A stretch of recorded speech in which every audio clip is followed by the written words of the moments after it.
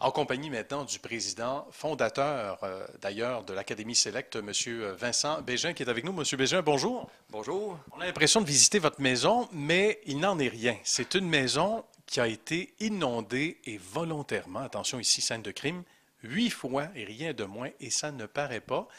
Donc, la formation se fait en partie ici, donc. Effectivement, donc on a des formations qui incluent de la pratique dans les formations. Puis la maison dans laquelle on se trouve, c'est ce qu'on appelle notre maison laboratoire. Donc on va simuler ici à l'intérieur de la maison, entre autres, des inondations. Donc je pense que c'est la formation qui est la plus populaire. Donc on va inonder la maison ici. On met 500 gallons d'eau, 2000 litres d'eau à l'intérieur de la maison, 24 heures avant le début de la formation. Donc on laisse le temps vraiment à l'eau de pénétrer les matériaux et tout. Et puis lorsque la formation commence le lendemain, bien, les étudiants arrivent puis ils sont vraiment dans une situation d'un sinistre d'eau majeur. Des images spectaculaires, on en voit en ce moment, on va en voir au cours des prochaines minutes, M. Bégin, et on n'est pas conscient, tant qu'on ne l'a pas vécu, des dommages et en fait de ce que ça peut prendre comme proportion une fois qu'on le vit. Là. De là, une formation rigoureuse qu'on offre chez vous et qui était évidemment qui est essentielle. Effectivement, ce qui arrive, c'est que ça peut être facile de résoudre un problème de dégâts d'eau en tout simplement en enlevant des matériaux. Si on a un tapis mouillé, par exemple, ou on a un mur mouillé, d'enlever le mur, d'enlever le tapis, c'est une solution qui est très facile. Par contre, c'est une solution qui est très coûteuse. Puis les compagnies d'assurance n'aiment pas ces solutions-là. Ils veulent avoir une solution qui est plus économique.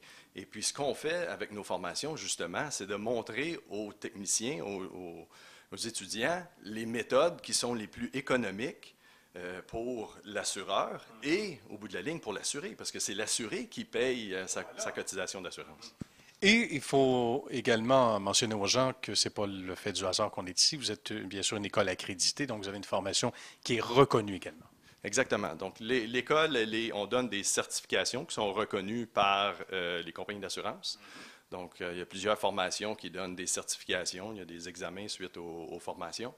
Puis la maison ici, la maison aussi dans laquelle on se trouve, elle est accréditée par cet organisme-là. Donc, il a fallu, lorsqu'on a construit la maison, il a fallu répondre à certaines exigences de l'organisme de certification au niveau des matériaux, par exemple, les tapis, les différents revêtements de sol, l'isolation, le sous-sol.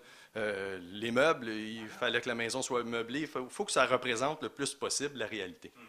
Parlant d'isolation, on va revenir aux meubles par la suite, mais vous montrez à quel point il y a une rigueur, évidemment, qui va plaire à bon nombre de nos téléspectateurs, M. Bégin.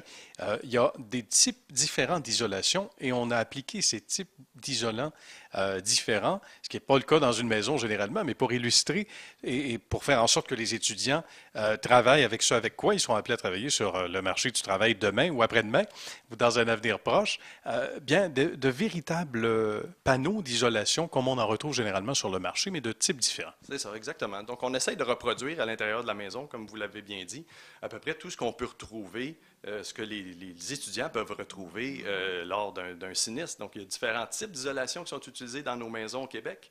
Bien, on a reproduit ces différents types d'isolation ici dans la maison. Il y a différents matériaux de construction, différents types de sous-planchers, par exemple.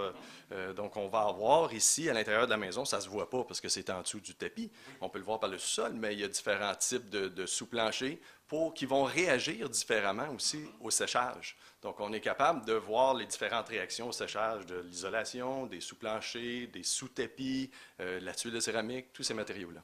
C'est assez intéressant et c'est une formation, on le disait, qui gagne à être connue, à être mieux connue. Vous êtes la seule école à offrir cette formation-là avec toute cette rigueur, justement, sans vouloir se répéter.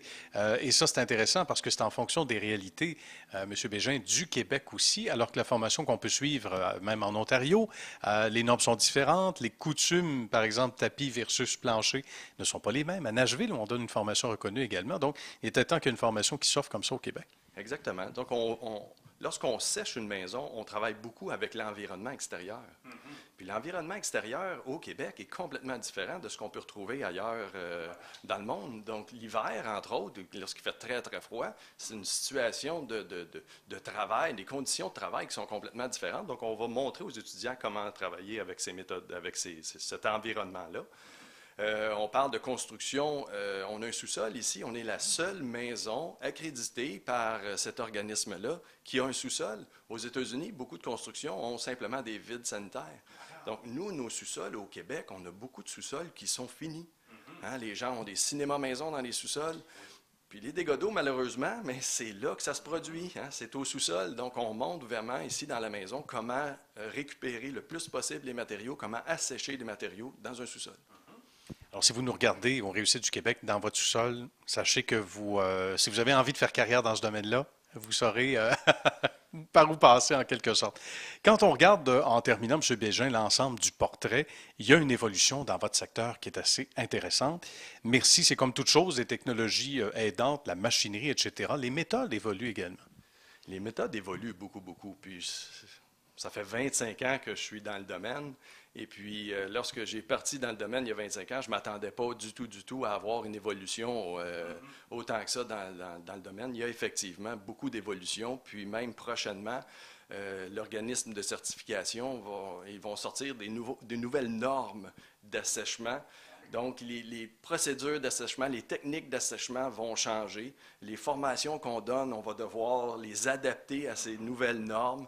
Les équipements, les appareils de mesure, tout ce qu'on utilise pour mesurer l'humidité dans les matériaux, tout ça, ça évolue énormément. Vous avez peut-être déjà entendu parler de caméras infrarouges. Oui. Bon, les caméras infrarouges sont utilisées de plus en plus maintenant dans le domaine de la restauration après dommages causés par l'eau. On est capable de voir l'humidité dans les matériaux avec ces caméras-là. Donc, on a des formations qui sont adaptées à ces nouveaux appareils-là. Bref, on n'arrête pas le progrès et une formation donc rigoureuse à ce chapitre. Bien, merci beaucoup, M. Bégin, d'avoir pris, bien sûr, quelques minutes pour nous exprimer votre passion pour le secteur. Et encore une fois, bravo pour, il y a ces 25 ans ou à peu près passé, l'idée originale. 25 ans Fourniture Select, donc l'entreprise de distribution, et puis une quinzaine d'années, l'école, l'Académie Select. Bravo. Ça devient un besoin. Merci beaucoup, M. Bégin. Bien, merci à très bientôt. Puis on ne restera pas à la maison, on aimerait ça, mais ça ne sent pas l'humidité, remarquez, rien du tout, ça ne paraît pas. Mais 8 fois inondé, ça commence à me faire peur un peu. Il n'y a pas de problème, faites-vous-en pas. C'est vérifié à chaque coup, il n'y a pas de moisissure ici. Très bien, merci.